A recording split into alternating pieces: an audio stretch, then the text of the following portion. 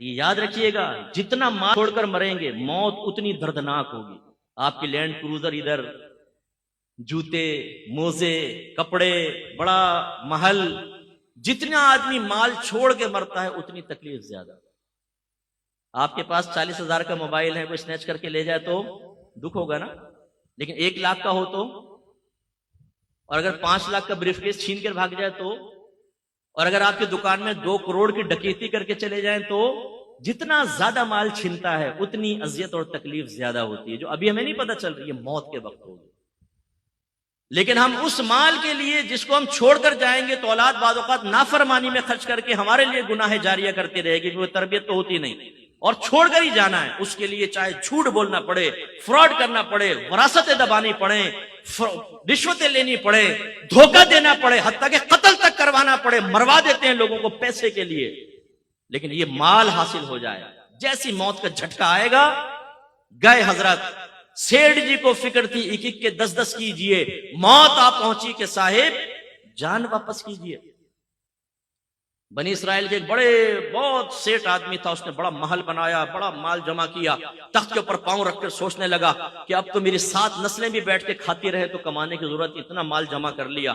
اچانک محل کا دروازہ بجا. اس نے خادم سے کہا جا کر دیکھو کون جاہلانہ طریقے سے بجا رہا ہے.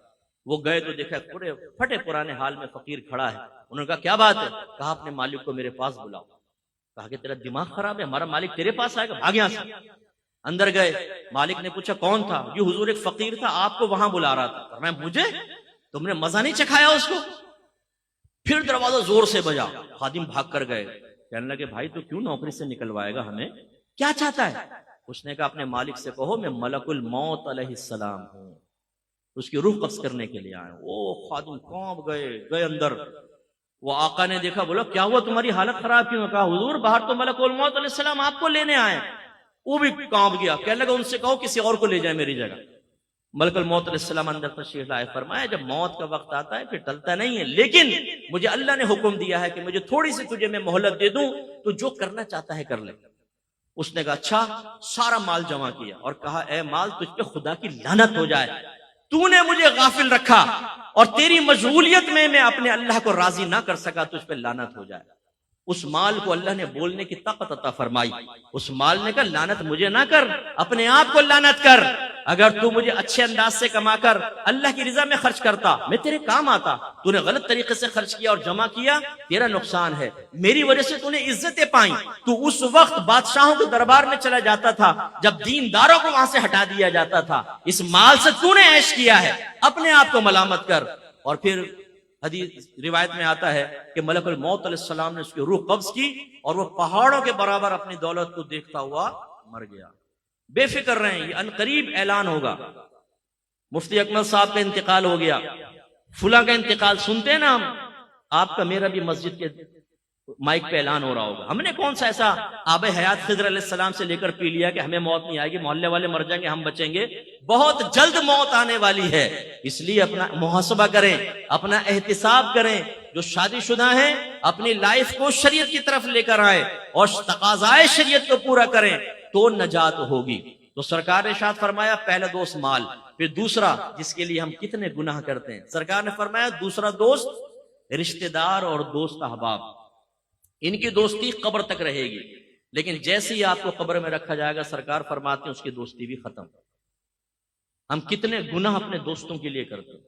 ہم میں سے بہت سے ایسے بیٹھے ہوں گے جو اس مروت میں کہ میرا دوست ناراض ہوگا وہ حرام اور گناہ کبیرہ کرتے ہوں گے، لیکن جب آپ مریں گے نا تو یہ دوست شاید آپ کا جنازہ تک نہیں پڑھیں گے.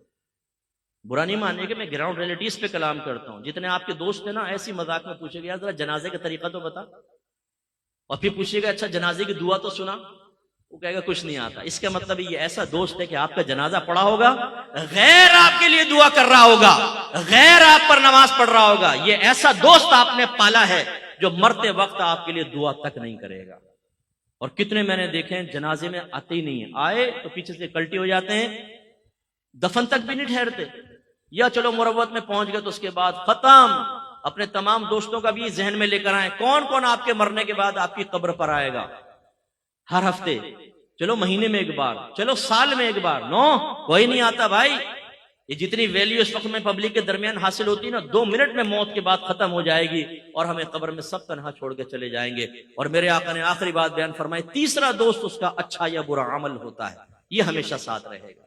اب جو ہمیشہ ساتھ رہے گا اس کے لیے ہم جیسے کوئی آدمی کہے تو کہتے ہیں جی مت کر نصیحت ناصحہ، دل میرا گھبرائے ہے، اس کو دشمن جانو ہوں جو مجھ کو سمجھائے ہے۔ ہمارے ماشاءاللہ یہ کون بیٹھے ہیں جی، عاشقان رسول کو ہمارا سلام ہو۔